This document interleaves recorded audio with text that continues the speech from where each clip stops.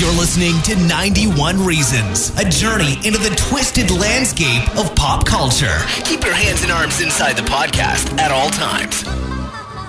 And now, the voice, Jeff Tucker.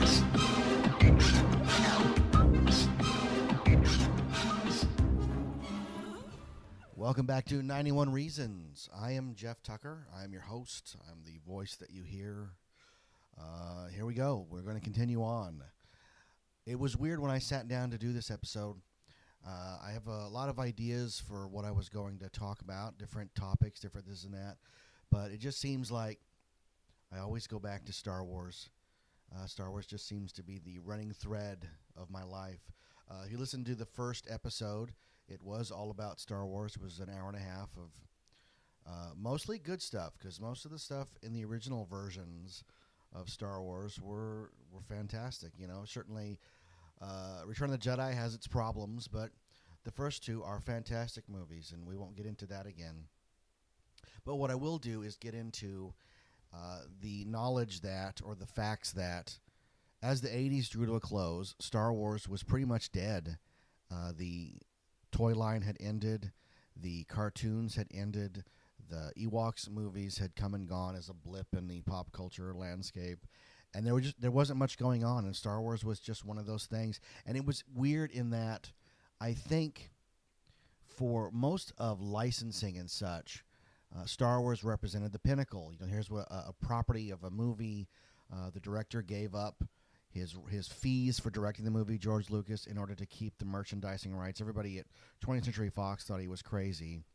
And instead he came out looking like a genius, because he had reaped such huge benefits, such huge rewards from the merchandising of Star Wars. For Return of the Jedi, there was every conceivable kind of product. Anything you could imagine, from Dixie cups to shaped cookies, and I know because I had them all.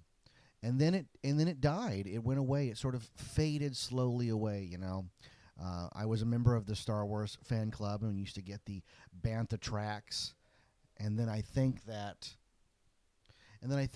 it just went away. I know that the Star Wars fan club ended up mutating into the Lucasfilm fan club, because they wanted you to follow Indiana Jones, because it had its last great adventure in 1989.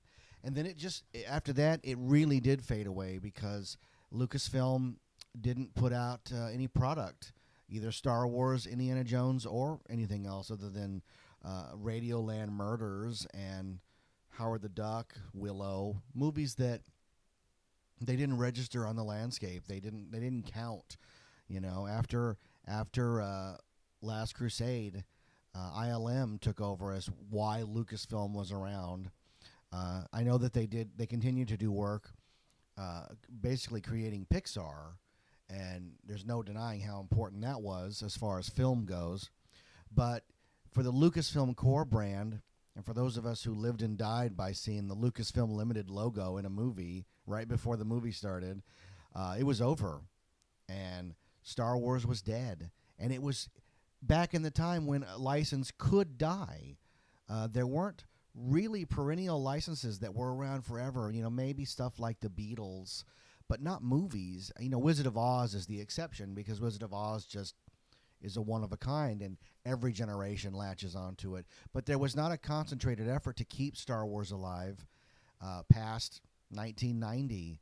It wasn't until the double whammy of the Timothy Zahn Heir to the Empire book trilogy and the Dark Horse Cam Kennedy comic Dark Empire. I think that I don't know the history of the Timothy Zahn novels and who approached who, but I think that everybody was stunned when this book sold as much as it did.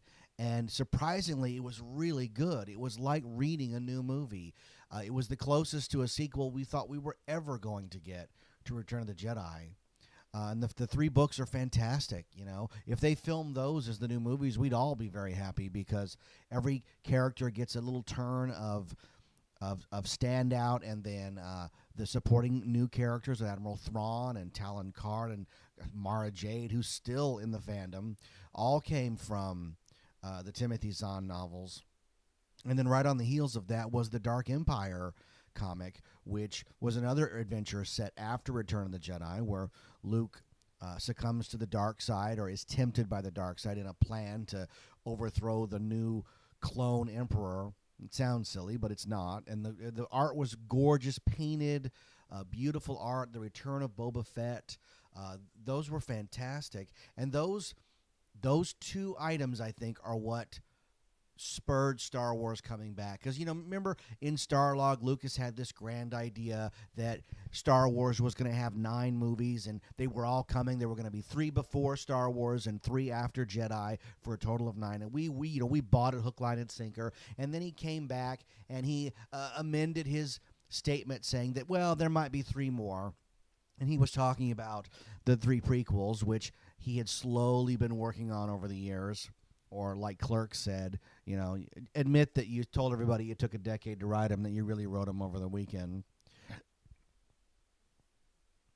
But suddenly, I used to read a magazine. It was more newsprint than magazine, called I used to read this giant newsprint toy magazine that people bought and sold classic toys, older toys. It's funny, too. I think I might even have some around here somewhere where you look them up and you can get carded Star Wars figures for $20 and $30. It's quite funny how the market has shifted so much over the years. But I remember looking in the back of them one time, and there was an ad for Star Wars bendy figures, and they were only available at a little tiny toy store in San Diego. And I wigged out. I couldn't believe that Star Wars toys were being made again, because the Star Wars line was dead. There was 6, 7, 8, 9 years of no toys, nothing. But maybe the George Lucas Super Live Adventure that was in Bantha Tracks and the Star Wars Insider magazine that you could buy stuff from. But that was so limited that if you didn't order right when that magazine arrived, you didn't get any. This is before the internet, so if you didn't order right away, you didn't get it. There was very little secondary market unless, like me, you went to conventions and even toy-rific toy shows looking for everything. The hunt was what it was all about, and finding that item that you'd search years for was so satisfying. When I got my droid's lightsaber, with the one with the pop-out blade, I was ecstatic because I'd never even seen one. That's how rare it was. Never even seen one. Now you can go on eBay and within 10 minutes have as many listings forms as you want, but I had never seen one up until that point, so buying that was a big deal, and the toy magazines were a big part of that. So seeing the new Star Wars merchandise, little tiny picture of a few bendies, was mind-blowing. And then I got them, and they were new Star Wars toys. I couldn't believe it. And that was followed right on the heels of Galoob getting the toy license and putting out all the Micro Machines, starting with the little tiny ones, and then eventually they would morph into the Action Fleet, which was some of their best work. Galoob's best work was these amazing, small, detailed replicas of the ships with little tiny, sort of articulated figures, but they were able to do all of them, even concept vehicles and comic book vehicles like the TIE Ugly and the E-Wing, which had only showed up in a couple of comic books.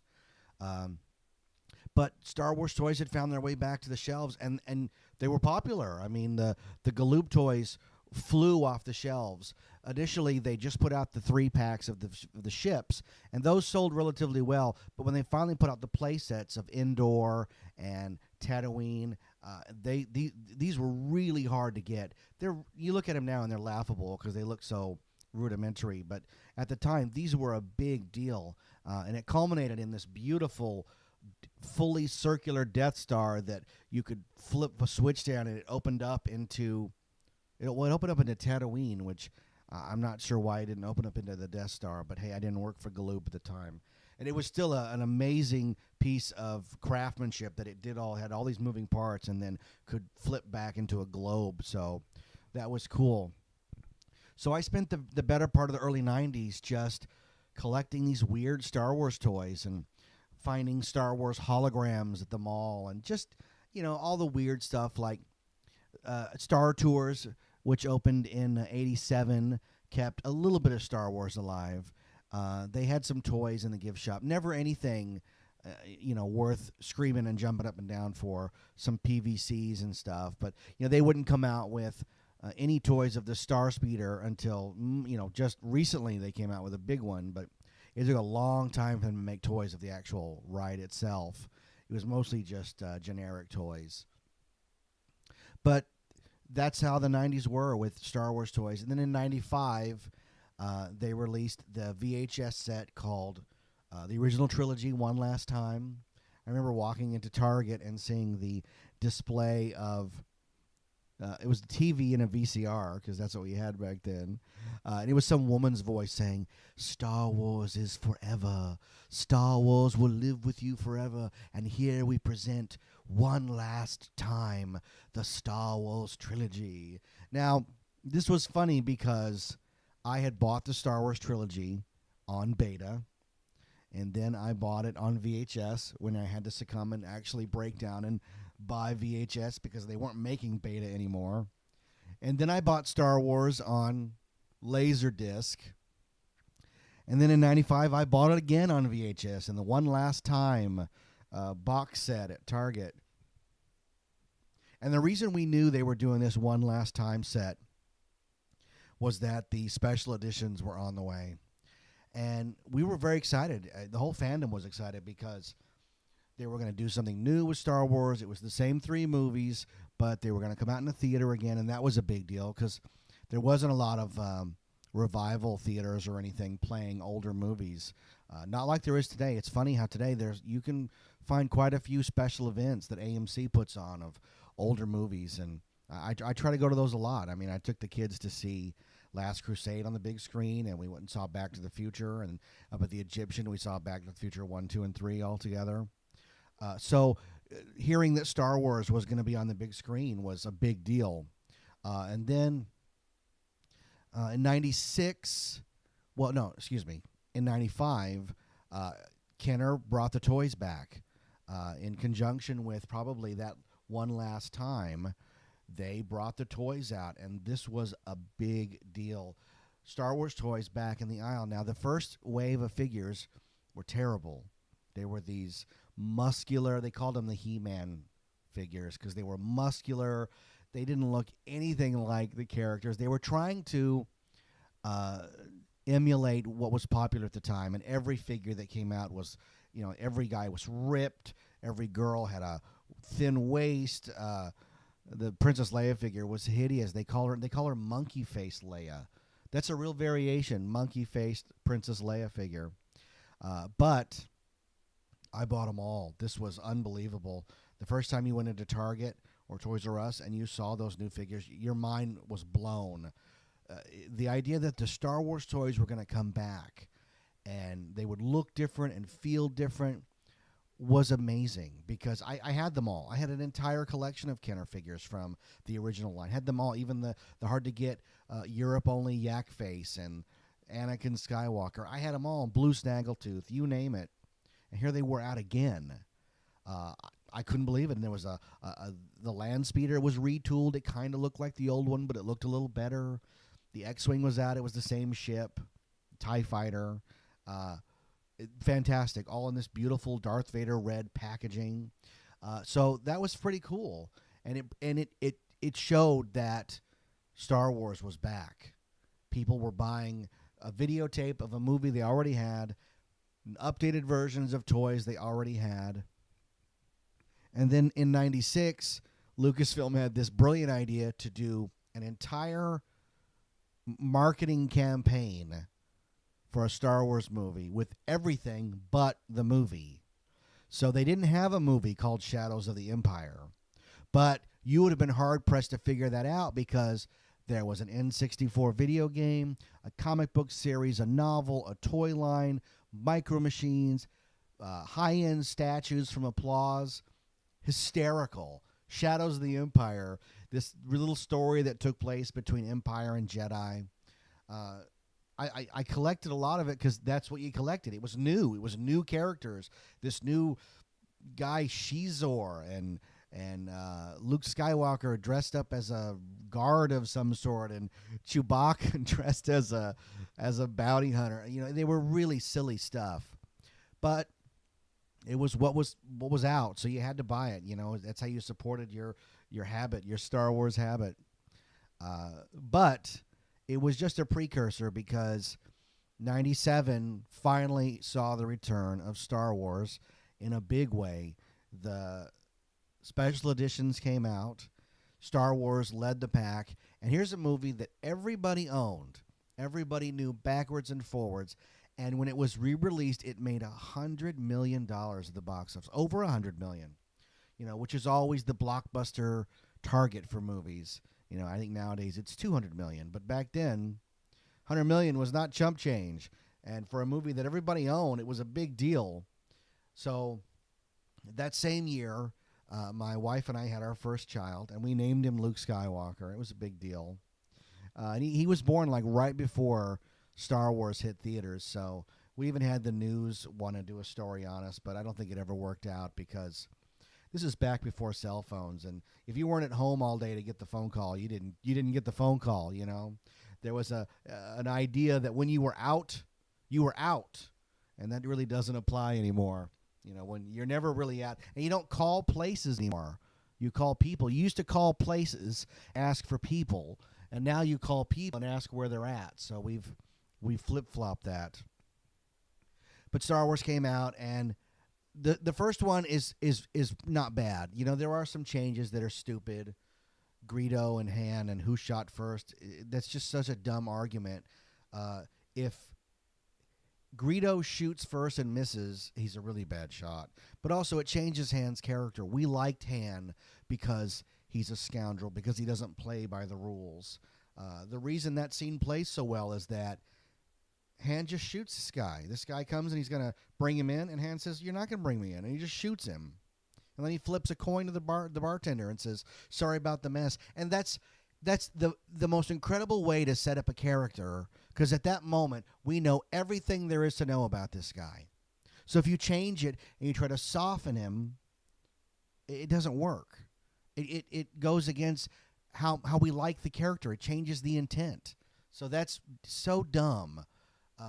And then they do it again later when Han is chasing the stormtroopers through the Death Star, and instead of hitting a dead end and turning around to fight, he chases them into a hangar bay full of TIE fighters and soldiers, and it's really dumb. It's one of those, you just roll your eyes moments.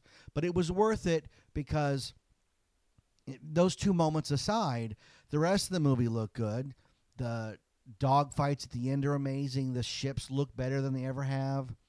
You just have to go to the bathroom during the Mos Eisley scene with the Ronto and the Jawas and the robots and all that. That stuff that this was the genesis and the beginning of what's wrong with George Lucas, that he can't just let a scene play out. There has to be the primary scene, there has to be a secondary scene in the background, and a third scene somewhere way in the background going on, so that you don't even know where to look. He is the ultimate focus puller. Like, he just pulls your focus all over the screen. What am I looking at? Am I looking at Ben talking to the stormtroopers, or the little robot sentry thing that's floating around? What am I supposed to look at, George? It was the first indication that there's something very wrong here. Empire didn't have a lot of changes, but what do? You can't. There's no way to improve on Empire. They opened up Cloud City by taking a lot of the hallways and giving them windows and an outside, and the Falcon coming into Bespin that's a lot longer. Oh, that's not bad. It works okay. The changes at the end of Luke's reaction to falling off the gantry after his hand is cut off.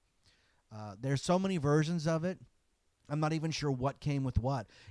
As far as I know, Luke looked at Vader, saw that this was the choice he was going to make. It was join him or die, and he was just going to let himself go. And it's the ultimate sacrifice that the hero makes. So to have him screaming like, "Oh, I'm falling!" Like, no, you're not falling. You jump. There's a big difference. You don't get sympathy for something you've done to yourself. I mean, it doesn't really apply here because you do have sympathy for the hero, but like when your friend covers his taco in hot sauce and his mouth burns, you go, well, you covered your taco in hot sauce. And how I just compared taco and hot sauce to Luke falling off the gantry, I don't know. But it's stream of conscious, and I don't have notes when I sit down to do this. I just talk. So the other changes they made were in Return of the Jedi, the Sarlacc now has some beak, or it's just so dumb. And there's an extended musical number. There's an extended musical number in Jabba's palace with, I only know this from the action figures, but somebody named Rapper Tooney plays a harmonica, and people, I'm bored even talking about it because it's just so dumb. And there was that, going back, that awful moment of slug-like Jabba the Hutt threatening Han Solo, and then he sort of, the idea is that he's supposed to walk over his tail, but you can tell that they're just lifting the image. Like, it's not realistic at all. And then they add Boba Fett to that scene because, we needed more Boba Fett in the movie. The changes, some good, mostly bad, just showed two things. People were willing to pay for Star Wars. It didn't matter how we got our fix. We wanted our fix. Star Wars grossed $100 million. The other two didn't gross nearly that amount. Empire and Jedi, they might have topped out at 20 or 30. I've not done the research on it, but I know that it wasn't anywhere near what Star Wars had done. But what got me most excited was that for the first time they had Star Wars fast food premiums. They had kids' meals. Taco Bell had Star Wars toys. You got a shiny box with Star Wars on it. Now, growing up, we only had Burger King glasses. There was no Star Wars fast food premium at all. It seems crazy now at the time. When you look back, it's like they didn't have anything. Well, they had glasses, but no toys, no nothing. So going into Taco Bell and getting a Darth Vader mirror bank, or the Boba Fett on the Sarlacc pit, or the little Falcon, that was a big deal because we had waited 20 years for this, and we finally got Star Wars Happy Meal toys. It was the greatest. You had to eat a lot of Taco Bell, and as much as my wife likes it, I don't care for it. And there we are, horking down the worst food on the planet to get this toy. Oh, the sacrifices we make to be Star Wars fans, right? So Star Wars was back, and we knew the prequels were coming. We knew that that it was on the horizon. So when the trailer for Phantom Menace finally showed up, after all the build-up, and this is pre-internet. I mean, internet was around, but there was not a lot of people were on it. I was on the internet in '98 with my web TV, with my web TV and my wireless keyboard. I had seen a few things here and there. I'd even read somebody's fan script that was purported to be the working script of Phantom Menace. I don't even remember what it was. I'm sure it was, spoiler alert, I'm sure it was better than the final film, but it wasn't real. So anyways, we get the trailer, and the trailer for Phantom Menace was astounding. What it promised was the greatest movie experience of your lifetime. 16 years of waiting, we're finally going to get paid off in a new Star Wars movie. And I remember we used to go to a collectible toy store in Anaheim called Len and Kathy's, and somebody had the toys long before they were supposed to be out in stores. And I remember staring at them, and they were probably priced at $40 or $50 a piece. I remember staring at them in awe. Here were new characters. This guy had legendary new Star Wars, soon to be legendary new Star Wars characters like Rick Ali and Gus Gano. Exactly. I don't even know who those are. I think if you went to a few stores now, you could still find a Rick Ali carded figure for $1. This guy warmed the pegs more than the Lex Luthor DC Toy Biz hero line with punch in your face action. So Phantom Menace is coming. The trailer is amazing. They have a Midnight Madness at Toys R Us. You line up and you'll have first crack at all the Star Wars toys for the new movie. I was there, man. I was ready. Toys R Us had a huge selection of toys for the special edition. Amazing stuff. Stuff that we never thought they were going to make. New stuff. There was new toys. So for Phantom Menace, it was even bigger. They had everything. They had Darth Maul blow-up chairs. They had every 12-inch figure. Carded figures, man. There were guys just taking entire racks of figures and throwing them in their cart and just buying everything they could get their hands on. I won't lie. I bought my fair share. You didn't know what was going to be big. It was like the last show when I talked about buying that squid head before Return of the Jedi. I liked it because it was cool, but I had no idea that he was going to be in the movie for about 12 seconds. And here we were faced again with an onslaught of new characters on the pegs, and we have no idea who's going to do what. We know that Darth Maul is going to be the bad guy, and he looks badass with his tattoos and his horns and his double lightsaber. And Liam Neeson is playing somebody's whose name we don't know how to pronounce. I thought it was Qui-Gon. Turned out it was Qui-Gon, and I don't know if that's an improvement. But all these toys, man, and we bought them all. We got them home. We couldn't believe it. We have Phantom Menace toys, new Star Wars stuff. We went to the movies and paid full price just to see the trailer, and then we left. Amazing times. And then the movie comes out. Now, it was hard to get a ticket opening weekend for Phantom Menace, I just don't have the life that I can be like those guys on Hollywood Boulevard who camped out months in advance for it. I don't have the time, I've never waited more than a couple of hours to go to the movies.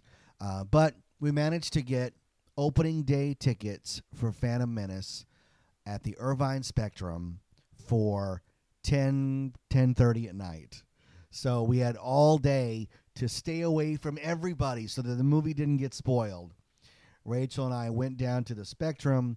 They had Star Wars kiosks set up of toys. KB, back when they were still around, had a whole thing set up. You could buy all the toys right there, right before the movie. There was people lined up and wearing T-shirts, and Star Wars was it. It was the number one thing in the world. We couldn't wait. So we go in. We're lined up for hours to get a good seat. I think we ended up with pretty crappy seats, having to look up a little bit. Not the first row, thank goodness, but not the middle. And then the movie starts. Now, we're going to go into some Phantom Menace territory here. You've probably, if you're listening to this, you're a student of pop culture. So I would assume you've looked at the Red Letter Media reviews of the prequels. The Harvey Plinkett serial killer reviews. That guy, his job was fantastic. I've watched him 2 or 3 times. So I'm not going to go into that. We're not going to go into the minutia of the mechanics of why it's bad. I'm going to give you my flavor of why it's bad.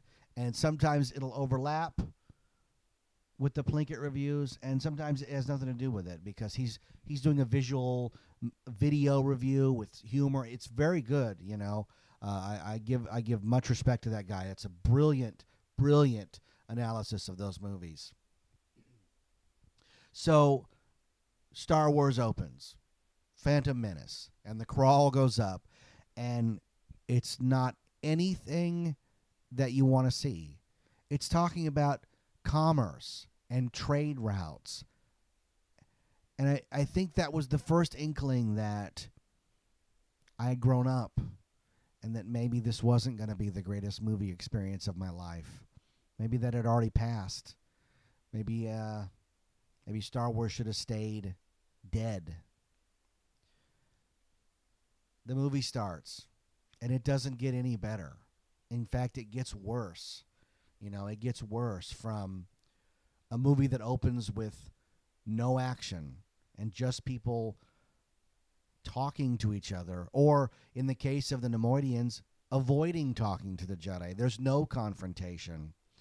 There's robots and these robot battle droids, which in a futuristic, or I know Star Wars takes place in the past, but in a robot society, or a society that can create and sustain robots, why would you program sentry robots with emotion? There's a moment where the leader robot tells the other robot to go into the room, and the guy's like, well, I'm not going in there. Well, why would you program a sentry robot with fear? It shouldn't have a fear of being destroyed. It should just do what it's told. Right there, oh, we're in trouble. We're in deep trouble. This movie's going to be a big stinker. But you got to give it the benefit, man. You got to hang on there. You got to sit in your seat. You got to hope against hope that we're going to pull this out of here, man. So everybody in the audience is hoping that the movie is great. We want it to be great. And then they get to Naboo. And then there's this creature, this Jar Jar Binks, which had been touted as the breakout character of the movie. Like, this is the one everybody's going to be talking about. Well, guess what, George? You were right. We're still talking about Jar Jar Binks. A decade and a half later, we're still talking about the biggest cinematic piece of crap ever unleashed on the audiences. And this is from a guy who gave us Howard the Duck. The guy who gave us Howard the Duck had to one-up himself by giving us Jar Jar Binks. I feel bad for Ahmed Best. Here's a guy who thought, my meal ticket is assured forever. And then he got ground up by the machine that is George Lucas. I don't think he's even human. No human would make this movie. Phantom Menace is a soulless, tedious, sad display of filmmaking. The pacing is all off. The editing is off. If it weren't for at least the John Williams music and a few familiar locales, and I'll tell you, for Luke Skywalker saying that if there's a exciting center of the universe, you're on the planet that it's farthest from, so much happens on Tatooine that it's unbelievable. We keep going back to the desert planet to do everything. To find Luke, to rescue Han Solo, to find Anakin. Who knew Anakin was from the same planet as Luke? Oh, it's so bad. They find Jar Jar Binks. They find an underwater city that's apparently fathoms deep in a little lake. Watch that scene. Watch that scene where they do that dive into the water. And they have these little mouth breathers, that allows them to breathe underwater, which they didn't use when the room was being gassed. Did no one think of that? Did no one turn to George and say, they're using these air breathers that would have come in really handy 6 minutes before? You think he just nods, or you think he goes, I don't want to hear it. We're just making a movie. It's a kid's movie. We're making a kid's movie. No one's going to notice. Well, certainly they're going to notice. If you do something that stupid, I'm okay with dumb movies. Let me preface it by that. I'm fine with movies that are dumb. I love dumb movies. I've seen every Jackass movie. I watched every episode of Viva La Bam. That kind of stuff, no problem. Dumb and Dumber, Airplane. Movies that are funny and dumb, that's perfect. But if you've got a movie that sets up the way things are in that universe, you have to abide by it. You have to abide by it. And when you break it, the audience is left scratching their heads. If things don't meet up and mesh together in the way that you've told us they should, then the problem is with you. The problem is not with me growing up. The problem is with George Lucas making a substandard movie. And I think that starting the movie with Anakin Skywalker as a little boy was the wrong choice to make, because, first off, from the get-go it's wrong, because Darth Vader's a villain. I don't care where he came from. I don't care about his fall from grace. Once he blows up Alderaan, he loses all sympathy.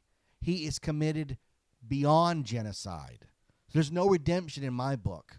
There's only he can begin to make amends and maybe die in the process, but he doesn't get a hero's welcome in the afterworld for one one act of retribution or redemption or self-sacrifice. It doesn't work that way.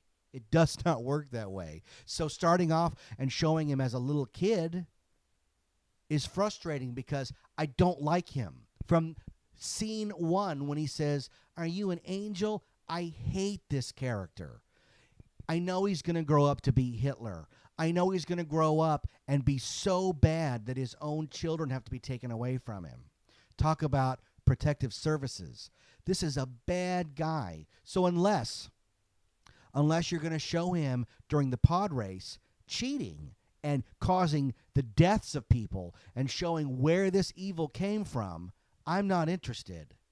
So even though the pod race is an amazing feat of filmmaking, the sounds that Ben Burt did for the pod racers, stellar. The layout of the track, the way it's cut together, that's a fantastic sequence. There's no denying that. When Lucas finally gets to a set piece, he knows what he's doing for the most part. The problem is that it's the characters. We don't care about the characters, you know. Sebulba is shown as this bad guy who wins every race. So when he loses, we're supposed to cheer. But in every triumph that Anakin has is a small little kernel of, oh, I forgot, he's going to grow up to be the devil.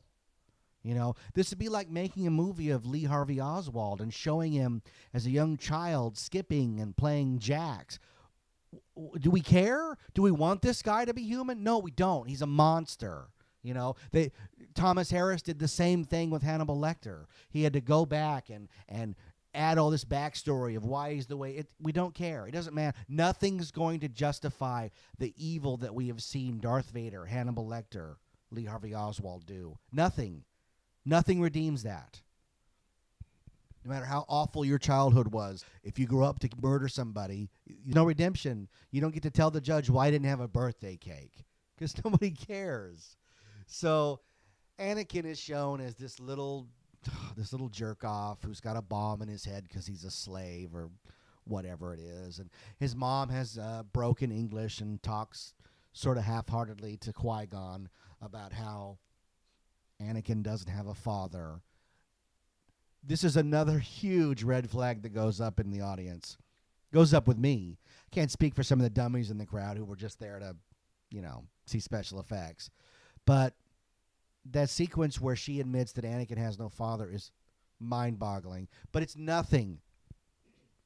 It's nothing compared to the midi-chlorian scene. Oh, the midi-chlorian scene. For the majority, for all of the Tatooine scenes, Obi-Wan stays behind on the ship. He has nothing to do in the proceedings. I'm not sure why that is, except that there comes a scene where Anakin and Qui-Gon are in a courtyard, and Anakin holds his arm out for Qui-Gon to take a sample of his blood, and he sends it back to Ben, to Obi-Wan, who analyzes it. It's hard to even describe what was going on in my head during this scene because Qui-Gon is measuring the amount of force that Anakin has. And Obi-Wan tells him that it's a higher midi-chlorian count than Yoda. What? In this simple scene, which really should have been left on the cutting room floor. If you'd left the midi-chlorian scene out of Phantom Menace, it might have taken a lot of the stink off the movie. Because that small little scene undoes everything great about Star Wars. It says that the Force is not faith. It's not spiritualness. That it's a tangible, microscopic being that we can measure. As if you could measure Christ's Christianism. Are you kidding me? Did nobody in any meeting tell George, even the actors, this is a bad idea. You're going to undo all the great mysticism of the Force in just a few simple words. Midi-chlorian, count higher than Yoda's.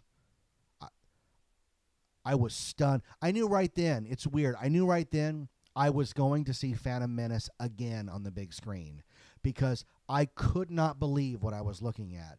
I was looking at a director who has no concept of why his creation is so good. The midi-chlorian scene is so embarrassingly bad that it doesn't even belong in one of those not another awful date teen movie parodies. Measuring the Force, Anakin has no father. So not only is Anakin immaculate conception, which is so ridiculous, but his mother willed him into being through the Force. The midi-chlorians got together and like tiny Legos built Anakin brick by brick in her womb. Give me a break. Give me a break. This cannot be true. This cannot be how Star Wars is going to go. I'm scratching my head literally right now because I'm so irritated. A scene that played out 15 years ago on the big screen, I'm still irritated about. So, you can measure someone's force. If that was the case, and since you can sense the Force, so we know this because when Ben Kenobi arrives on the Death Star, him and Darth Vader know each other are there. They didn't make a call. They didn't check in on Foursquare. They know each other are there because they can sense them in the Force. If that's the case, the minute Qui-Gon walked by Anakin, he should have passed out. He should have been overwhelmed by the amount of Force that this kid has because this kid was made entirely of Force. Entirely. He's created out of it. So how could you not walk by and just, oh my God, I'm in the presence of the most concentrated amount of Force midi-chlorians ever. But they didn't do that. It's all left to you, the audience, to make up your mind about how stupid this is. And don't misunderstand me. I mean, not that I haven't been clear enough. This is a stupid scene. This scene is why Fast Forward was invented. Two reasons. There are two reasons Fast Forward was invented. The first was Cheer Up Charlie in Willy Wonka and the Chocolate Factory so that you can skip right past his mom doing laundry and get to the good stuff. Because that song doesn't have any bearing on the film. And I have not watched it one time since I first rented it. Not since I found it, oh my gosh, I can fast forward. I've not seen it. And the other reason is that you can just go right past Qui-Gon measuring Austin, it's my son, measuring Anakin's Force. So incredibly stupid. And then the movie just goes pretty much downhill from there, Anakin wins the race, and they get the part from the incredibly racist junk dealer. And they go to Coruscant, and there they meet maybe the most ridiculous puppet ever put in a film. The Yoda puppet in Phantom Menace with its cross-eyed is mind-blowingly bad. It's hard to believe that even passed the first round of yes or no on Lucas's whiteboard. But that puppet that speaks to Anakin, and it's been taken out and replaced with a digital one. But that puppet that I think Frank Oz was doing in the floor with the voice and everything, how did Frank Oz not look at it and go, wait a minute, so let me see if I get this straight. Yoda is 800 to 900 years old, right? But in the time frame between Phantom Menace and The Empire Strikes Back, which is what, about 30 years maybe? I'm just rounding. He goes downhill that much. He goes from being this youthful, cross-eyed frog to the withered, realistic puppet that we see in The Empire Strikes Back. Talk about a misfire. Talk about just not being in control. That Yoda puppet says, it says to me that Lucas was out to lunch because this is a guy who's such a control freak. I saw the making of it. In the making of scene, there's a sequence where he moves a character digitally from one part of the frame to the other. And even Ben Burt looks at the camera and says, just because you can do it doesn't mean you should. Talk about Ian Malcolm from Jurassic Park. Just because you can do something doesn't mean that you should or that you're allowed to. And here we are in this train wreck of a movie barreling towards something. We're barreling towards Queen Amidala speaking in front of the Galactic Senate and and a vote of no confidence. I couldn't tell you. I mean, now I'm an adult now. I'm far past adulthood, and the mechanics of Phantom Menace's political overtones they're just numbing. Like, you're just so bored with it. It's not like a good political thriller. I mean, there's a million of those where somebody's in trouble and they're using the system to get out of it. You know, in No Way Out, Kevin Costner is the bad guy. They set him up in the first 3 minutes, and you forget by the end. So the rug is pulled out, and is he going to get out? I don't know what's going on in Phantom Menace. I don't know why the trade route is blocked. I don't know what they get out of blocking it. What they're surrounding the planet with droid control ships. I have no idea. I have no idea, other than the Queen shows up and they get to go home or something, and I don't know. I really don't know. I'm not sure what is solved by her going to Naboo, other than they decide to go back home and fight, but they don't have an army. They're going in blind. That's when even Qui-Gon says, I'm not here to fight a battle for you. Well, what are you here for, dude? You're just intergalactic hippie. You're the intergalactic Judge Wapner. You ride around and you preside over disputes. That's what you're going to do. That's what the Jedis are for. Are you serious that all this hubbub about the Jedi Knights and the mystical, they've got lightsabers and they believe in all this and da-da-da-da-da, and they're really just going around presiding over whose fruit cart got spilled and who's right and who's wrong? Give me a break, man. If you're not there to fight, what are you there for? You should have stayed home. Because it's Jar Jar Binks of all characters, who steps up and is like, we got the Grand Army. Well, you couldn't have said that an hour ago? Like, if you'd said that an hour ago, like, we could have avoided a lot of this garbage. So the idiot steps up and he's got an army, and then they go meet Boss Nass. And this is, you know what? Put this scene on and then get back to me. Pause me. Go put Phantom Menace, if you own it. Go put it on. I wouldn't blame you if you didn't own it. Go put it on. Watch the scene where they ask Boss Nass for help. He gives an answer that everybody in the theater, nobody knew. Did he say yes or no? We don't know. We don't know what he said. He said something, and then he drooled on everybody. I have no idea. But everybody then reacts like, oh, he must have said yes. So we're all excited he must have said yes. So then the scene is set for what George Lucas has been building towards his entire career.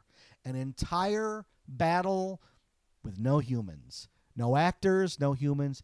Basically, a cartoon.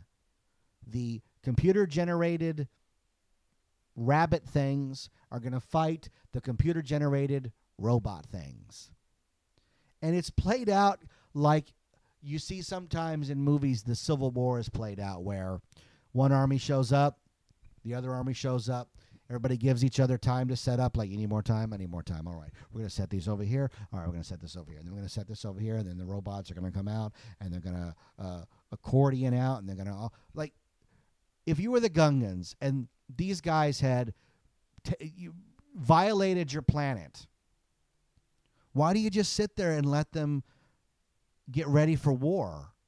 Like, it's inevitable. You know that they're there to fight. They're not there to maybe negotiate. It's not like one battle droid walked out and was like, well, we're here to talk about a treaty and maybe we won't have to fight. And there's none of that. There's going to be a fight. There's going to be a war. There's no question. So the minute those droid ships land and they open up, you just start throwing bombs in there. Blow those robots up before they even have time to activate. But no. Everybody's polite. It's a civil war. Everybody is civil to each other before they start killing each other. Give me a break. So, back at I'm even bored talking about it. I'm sorry. I'm trying to muster up all this emotion for it. But the film is so unbelievably bad. Unbelievably bad. So the battle is about to wage. A few of the good guys, the Jedi and the Queen, they all go to the city and they do this. Oh God, watch how bad this scene is. They have these guns that shoot grappling hooks, and it takes them up to the top of the building. Do you think a grown man could hold on to the hold on to a gun and lift his weight up? Like, it's not like they're wearing harnesses or anything. They shoot the gun and then it takes them to the top. Even Batman clips it on his belt.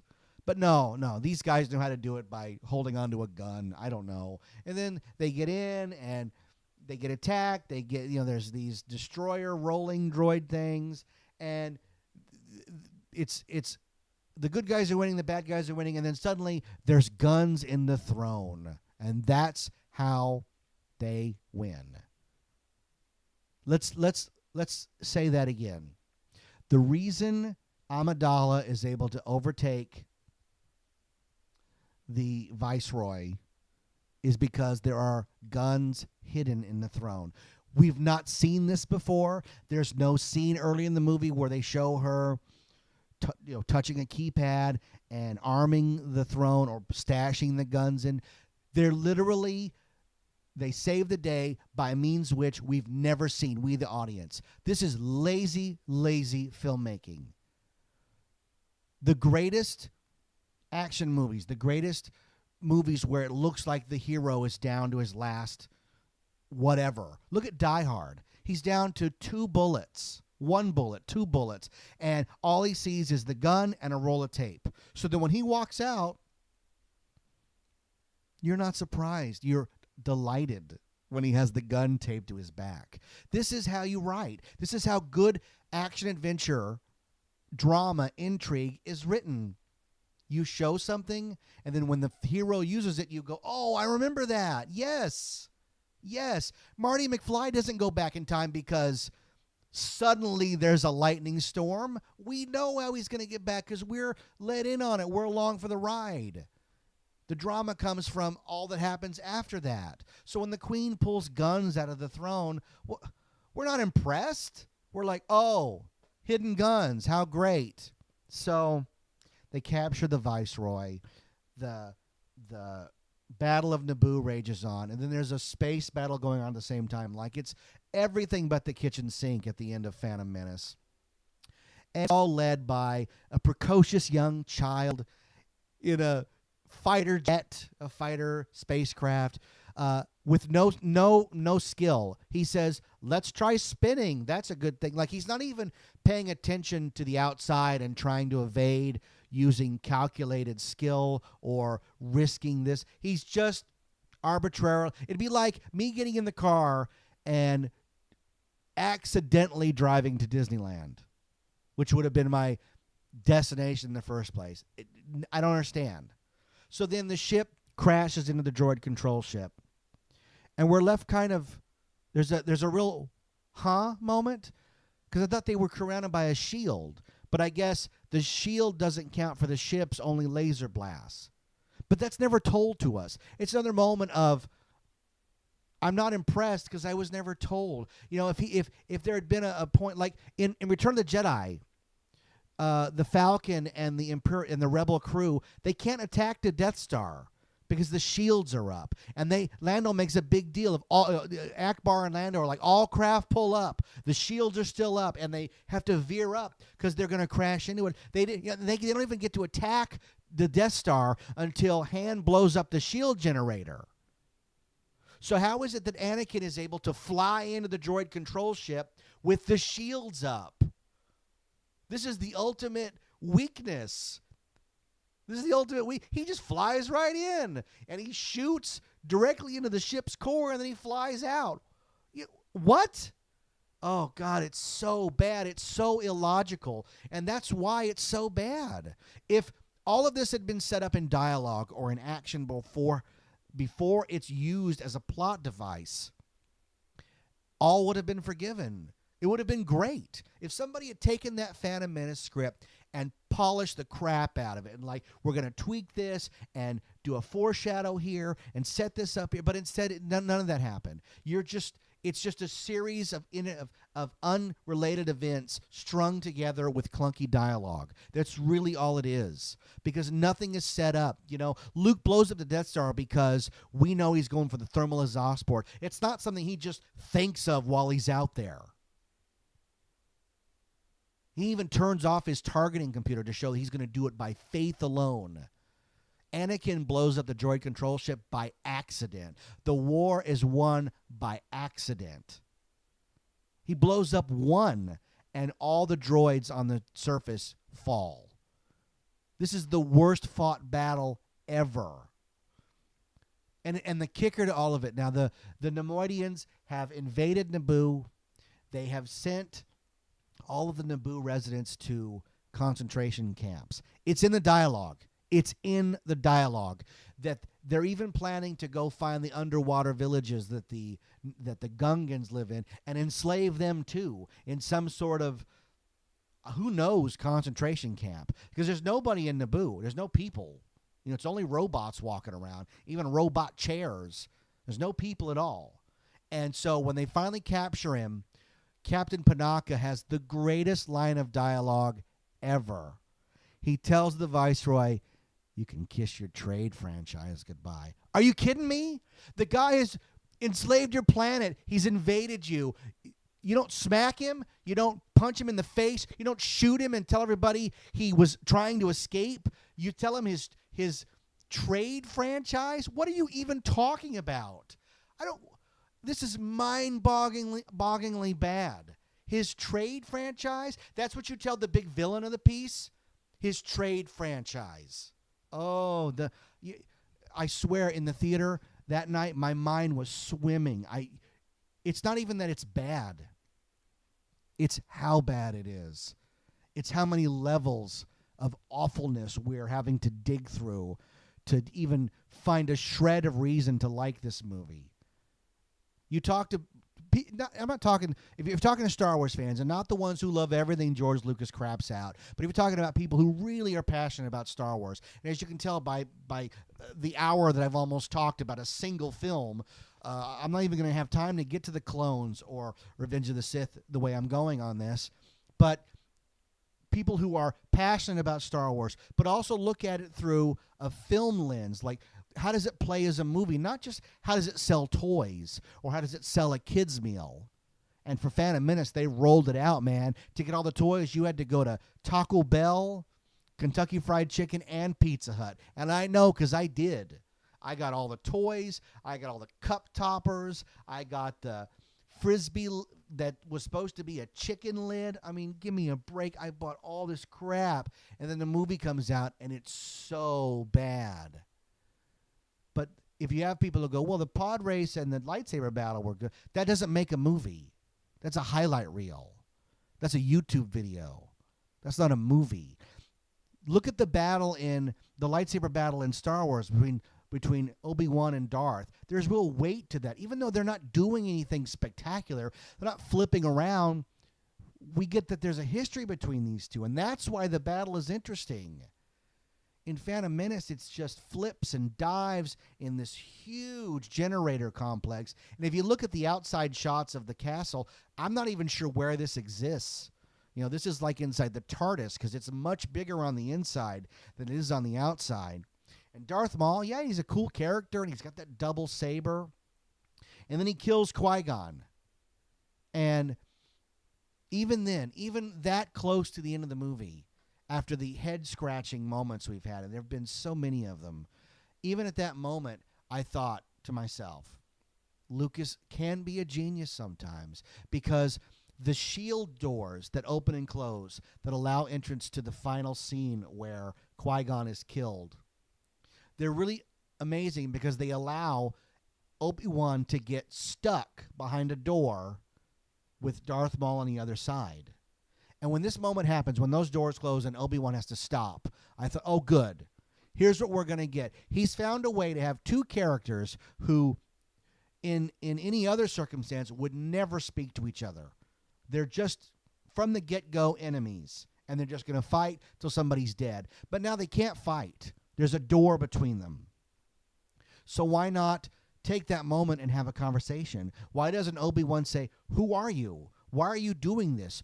You've got a lightsaber. You're a Jedi. Why are you killing this guy? Why don't we have a conversation? And instead, he just stares at him. He just stares at him. He never asks why. Why did you kill Qui-Gon? Why are you fighting us? Who do you work for? What is your end game? None of that. They just stare at each other. And then the door opens and there's a battle. And my favorite sequence in that is Darth Maul gets the upper hand and throws Ben into the pit. He's hanging on a lamp or something. He's a good 5 feet from the lip of this well or exhaust port or whatever it is. And he actually looks up and they show the lightsaber as if his eyes can bend around the lip and see. From his vantage point, he wouldn't be able to see that lightsaber. So why do that sequence? He doesn't have to look at it. He's a Jedi. He just has to know and see in his mind where his lightsaber is and will it to his hand. And again, he kills Darth Maul. He jumps up, gets a saber, flips. There's no finesse to it. There's no, oh my gosh, I didn't see that coming. I mean, there's that, but it's not in a good way. It's not oh my God, that's what happened. That comes into play. That thing I saw earlier, no, nothing. I mean, he didn't throw him in the, imagine if he'd fought Darth Maul a few more seconds and instead of cutting him in half, had maneuvered him into the door and the door shuts on him and cuts him in half. Then we all would have went, oh, that's why those doors are there. They're to prolong the fight, and then that's how Obi-Wan was like, I'm going to use this to my advantage. But he didn't do any of that. Instead, he cuts him in half and he falls down the well. Isn't that great? Lucas has a real fascination with people getting their limbs, their head, their torso chopped in half. It's very strange fixation. Very strange fixation. So then the movie continues and we have Qui-Gon's funeral. Now this is a great scene. Again, if you've got the disc, you got to put it in and watch the sequence because they're burning Qui-Gon's body. It's really solemn affair. You know, it's echoes of Return of the Jedi, of the Jedi going to his final resting place. Now, Anakin Skywalker is there at the funeral, and there's the guy, the man, Qui-Gon, who rescued him from slavery, who took him away from a life of hard labor on Tatooine in rough conditions, desert conditions forever. It's either cold or hot or sand blowing. That's it. And the man is laid there on a slab. They're setting his body on fire. And Anakin, he doesn't shed a tear. He turns to Obi-Wan and says, what will happen to me? Now, maybe I'm talking out of both sides of my mouth here. Maybe I'm saying, on one hand, I want a selfish little monster child. And I'm upset because I'm getting that. But that's not what he's been the whole movie. He's been this happy-go-lucky little kid who goes from adventure to adventure and saves the day and is a hero. And then he's, at the end, selfish? What's going to happen to me? Obi-Wan should have smacked him and said, we're having a funeral, you little jerk. Why don't you shut up till it's over with? You know, we'll go to the wake, have some punch. Then we'll talk about where you're going to live. No. What's going to happen to me? Oh, you got to be kidding. And then the movie ends, and we get that weird scene of Palpatine saying, we'll watch your career with great eagerness. Oh, wah, wah. Is that moment between Palpatine and Anakin is like, Palpatine should just looked at right at the camera and went, huh? I'm the Emperor, huh? So dumb, so bad, so embarrassing. And then they have their parade, you know, and they bang the drum, and there's some sort of moment where this Spencer Gifts lightning ball is handed between everybody, and then the movie ends. We's a free, and then the movie ends. Dun dun dun dun dun dun dun dun dun dun. Everybody in the theater got up, and it wasn't like sometimes you go to the movies, and when the movie ends, people are excited. I can remember seeing Toy Story on the big screen, and everybody applauded at the end, and nobody moved through the credits. Phantom Menace ended, and we couldn't wait to get out. You know, Phantom Menace was like walking in on somebody about to die, and it's like, I don't want to be here when he really dies. I'm going to get out quick. You just file out, and I think you file out past the line of people waiting to get in, and you don't look them in the eye because you don't want to, you know, you want like a carton of spoiled milk. They need to smell it for themselves. They need to know. You can't warn them. And you know what? You could have warned them. You could have walked out of the Phantom Menace screening screaming how bad it was, and nobody would have believed you. Everybody would have went in on their own saying, that guy's crazy, man. This is Star Wars. Oh, it boggles the mind how bad Phantom Menace is. I've talked nearly an hour about how bad Phantom Menace is.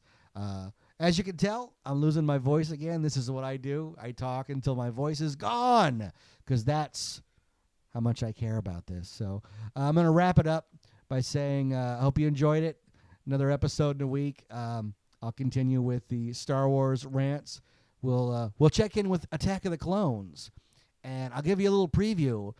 Attack of the Clones, to me, is the worst Star Wars film of the bunch. Out of all 6, Attack of the Clones is on the bottom. Oh, is that setting the bar high, or is it setting the bar low for the next episode? Who knows? Just know that I've already done a rant on Attack of the Clones, so I'll be expanding on that since there's nobody to argue with me. It'll be my opinion and my opinion alone of Attack of the Clones on the next episode of 91 Reasons. Once again, my name is Jeff Tucker. You can find me on Facebook. You can check out my series of books on Amazon.com. The first book is The Sixth Key, its sequel, The Lost Station, and my new book, The Infinite Backward, all available on Amazon.com. Thanks for listening. Thanks for listening to 91 Reasons. Please subscribe and leave a review on iTunes. Find us on Facebook. Is anyone even still listening?